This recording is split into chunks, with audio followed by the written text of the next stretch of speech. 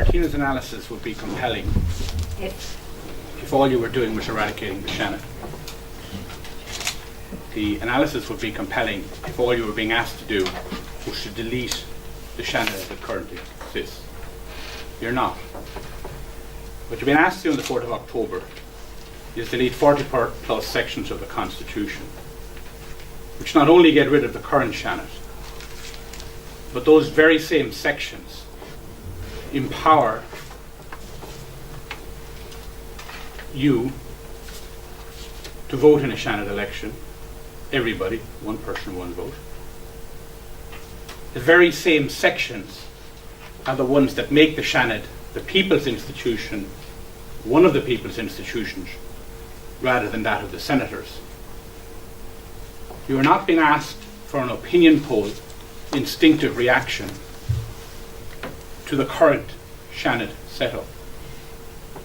If you were, Martina and I would be on the same side.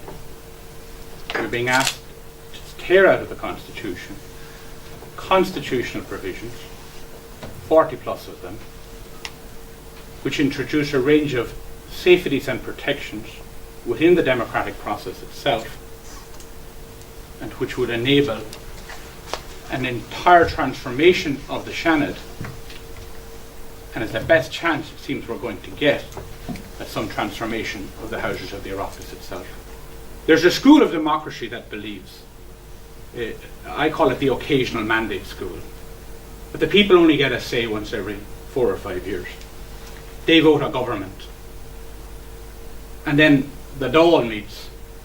It hands that power over to a named Taoiseach, who then picks that government, and for the remainder of the next 4 or 5 years, that government decides how the TDs in the majority vote in the Dáil, what legislation is put in front of the Dáil, what sentences and texts are in all that legislation in front of the Dáil.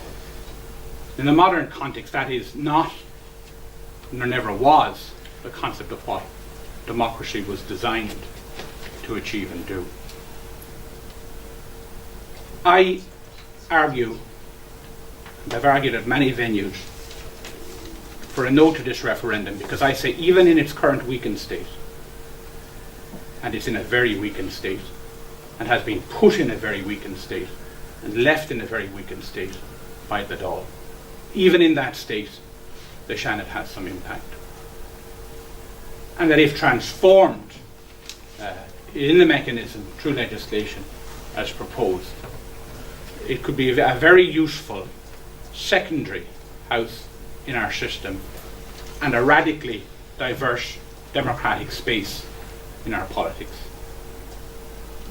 And I argue it in this venue under the theme we've been asked to address, because even in its current weakened state, even with the restraints that the Dáil has imposed and left on it for many decades, the Seanad has operated as a venue for alternative, including female voices, in a way that the Dáil has not sufficiently. And because transformed, it could be the means for a radical transformation of the gender breakdown of our politics. I got involved in this process with no vested interest. I should be at the day job for the last 3 or 4 weeks. I have no vested interest in this process. I have sat comfortably on the fence in the armchair that goes for columnists in the Irish Times since 1997. Last political campaign I proactively got involved in was Mary McAleese's first election campaign. It's very easy, as Dick Cheney once said, for us columnists to sit comfortably embedded in TV studios while others are out fighting the political battle. The reason I've got involved in this political battle is because I'm passionate about the need for political transform. I'm passionately opposed to this concept of occasional mandate democracy. I worry and concern about the increased centralisation of our politics in cabinet, and now it's within cabinet, of which Dermot Ferreter wrote so eloquently about yesterday. And because this proposal is a stunt, a sham, a diversion tactic, It's a camera flash for the fact that the government, which promised the democratic revolution in 2011, has failed to implement any of the substantial reforms it proposed to do. So what it's doing instead is offering up the Seanad as an easy sacrifice to sate a public appetite for cynicism about politics, and to claim that abolition, imagine, amputation equals recovery. How absurd. How can abolition equal reform in the same way? I got involved in the process by accident. A friend of mine suggested to me, I think quite wisely, that I should meet Catherine Sapone and talk about her human rights record and her educational, her community education initiatives. We ended up speaking more about the Seanad than Dose, because she talked eloquently then, as she has now, about how the Seanad provided an additional significant legislative platform for somebody with her context and background to contribute and make law rather than just talk about it. And then, I explain this because I often find that Ireland people are often first are saying, not so much what is he saying, but where is he coming from. Simply by accident arising from that, she would be in touch with Fergal Quinn and others who were involved in putting this process together.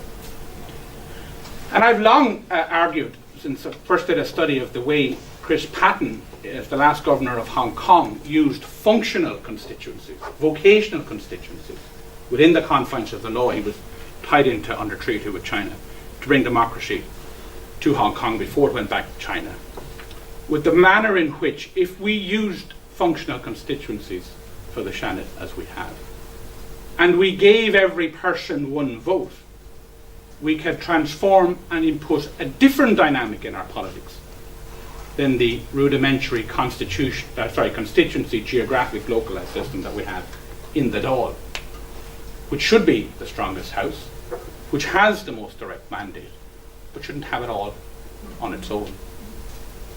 We were lucky as part of the process, Catherine and I, to come across a guy called Brian Hunt, former legal advisor to Fine Gael, a doctor in the political and legal and lawmaking process, probably the most able draftsman outside of the Attorney General's office.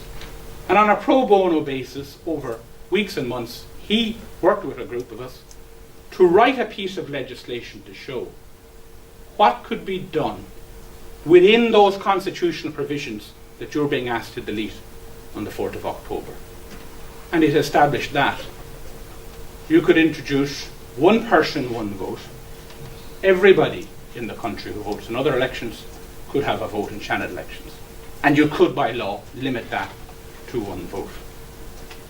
It provided that you could give the same vote not only to every citizen of Ireland living in Northern Ireland, but even to those who, for cultural reasons, don't want to take out Irish citizenship, to have a vote in Seanad elections.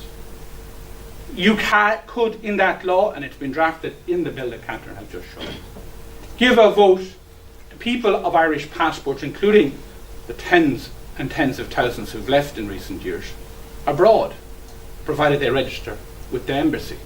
35 countries in the world, including Germany last weekend, managed to give their passport holders abroad a vote and a say in their main house in Parliament, and some in their second. When we say the second house of Parliament is a useful place to do it. And that can be done, and would be done, by Christmas, if this legislation was passed. And the other interesting thing is that when you look at those sections of the Constitution they're asking you to delete, unlike the Dáil, where you have to, and I think it's a good initiative, incentivise the parties by using funding to get them to make sure a third of their candidates for the next general election are female or male. When you look at the provisions, the constitutional provisions they're asking you to delete around the Seanad, you realise actually you can write any electoral law for the Seanad. And in the law we've put the provision that requires by law that half of those elected to the Seanad would be female and half of those would be male. That's all it requires, is that legislative change. Now, never before has a government taken any of the reform proposals and turned them even into legislation. Why? because the Cabinet and the senior civil service at the centre of our political system resents anybody holding them to account. That's why they haven't done it. So we've done some of the work for them. It's not the definitive version of how you might resolve the Seanad. That so good was Brian Hunt's drafting and the work and effort that went into the bill and the difficulties the government had in the Seanad, that they were forced to let the bill pass second stage into the committee stage, and it sits now in front of the committee stage of the Seanad and on the Dáil paper. So good was the quality of it, and notwithstanding the Attorney General's office advice he had, Phil Hogan told the Seanad, when letting the bill through to committee stage, against his political instincts, no doubt, that the Quinn Sapone bill would form, if the Seanad wasn't abolished by referendum, the Quinn Sapone bill would form a good basis on which to reform the Seanad. And days later, in a studio in RT in Morning Ireland, Simon Coveney, the Minister of Agriculture, was forced to accept to her face, as he said, that Catherine's bill would form a good basis for reforming the Seanad if the people chose not to abolish it in the referendum. So the legislation is there. It's not the definitive version. The whole point about the lawmaking process at committee stage in the Seanad or the Dáil or otherwise is it's supposed to design, as Regina says, to improve and enhance and add and build consensus around legislation, and there's much that could be done with this bill in that context. But Regina's offering you a false choice. This is not a choice between better functioning Dáil committees and better Dáil lawmaking and no Seanad. The two bills she talks about being done by the Health Committee, of which she was an effective member, were done at a time when the Seanad existed. All parliaments in the world, except ours for some crazy reason, do that pre-legislative process, committee legislative process, and committee-driven legislative process, whether they have one house or two. One is not contingent on others. Which raises the question, why then? Why then are they trying to get rid of the second house? And this is where I have to take issue with the potted history given by Regina, because this suggestion arrived out of the blue at a Fine Gael fundraising dinner in October 2009. The Taoiseach, to the surprise of most of his own parliamentarians, including his front bench and his leader in the Seanad, announced that it would be a good idea, he said, to abolish the Seanad.